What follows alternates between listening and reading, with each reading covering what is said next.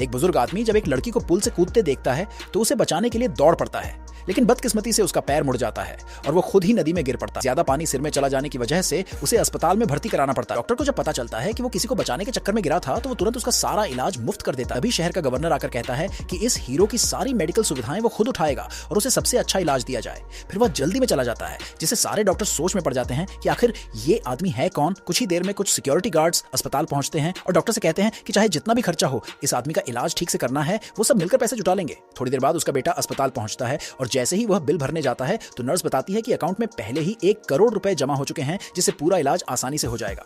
Nurse यह भी बताती है कि उसके पिता के साथ एक खास व्यक्ति उसकी देखरेख कर रहा है। डॉक्टर को यह जानकर हैरानी होती है कि वह व्यक्ति कोई और नहीं बल्कि देश की बड़ी कंपनी का चेयरमैन है। बेटा और डॉक्टर दोनों सोच में पड़ जाते हैं कि आखिर ये आदमी है कौन। तभी बेटा कमरे में घुसता है और अपने पिता से पूछता है कि अकाउंट में इतने पैसे कहां से आए। तब पिता कहता है कि उसे कुछ पता नहीं, वह तो बेहोश था। फिर डॉक्टर बताता है कि शहर का गवर्नर खुद आया था और उसे स्पेशल वार्ड में शिफ्ट करवा। बेटा हैरान रह जाता है मगर फिर मान लेता है कि शायद ये सब उसके बहादुरी की वजह से हुआ। बाहर निकलते ही बेटा अपने बॉस को देखता है जो अस्पताल में दाखिल हो रहा होता है। वह चुपचाप सलाम करता है क्योंकि वह सिर्फ एक जूनियर मैनेजर है।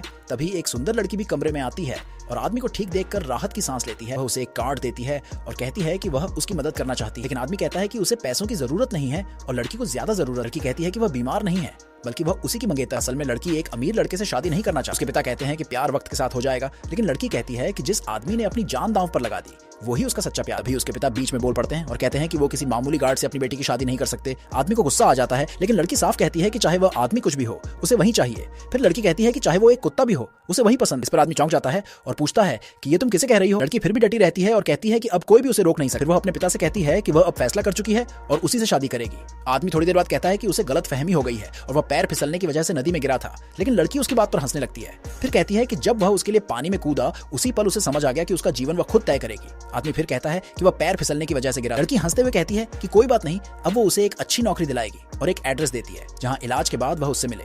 फिर लड़की के पिता घर लौटते हैं और बेटी से पूछते हैं कि वह अस्पताल से कैसे लौटा, उसने उनका फोन भी क्यों नहीं उठा। भी उनका फोन किसी और के पास होता है। लड़की कहती है कि वह गलती से उसका फोन ले। अब वह वापस मिलने बुलाती है और पता देती है। फिर उसका बॉयफ्रेंड वहां आता है और कहता है कि वह रास्ते में है। तब उसका छोटा भाई भी वहां पहुंचता है, जिसे कंपनी में काम करने वाले एक बड़े अफसर से मिलवाया जाता है। वे दोनों बात करते हैं और अफसर कहता है कि लड़की पहले से ही किसी को पसंद करती है और शायद अभी अपने बॉयफ्रेंड से मिलने जा रही है। लड़का कहता है कि वह इतना बड़ा आदमी नहीं है जो उससे मुकाबला कर सके। अफसर उसे दिलासा देता है कि प्यार किसी हैसियत को नहीं देखता, लेकिन उसके मन में शक रहता है कि लड़की का बॉयफ्रेंड जरूर कोई खास आदमी होगा।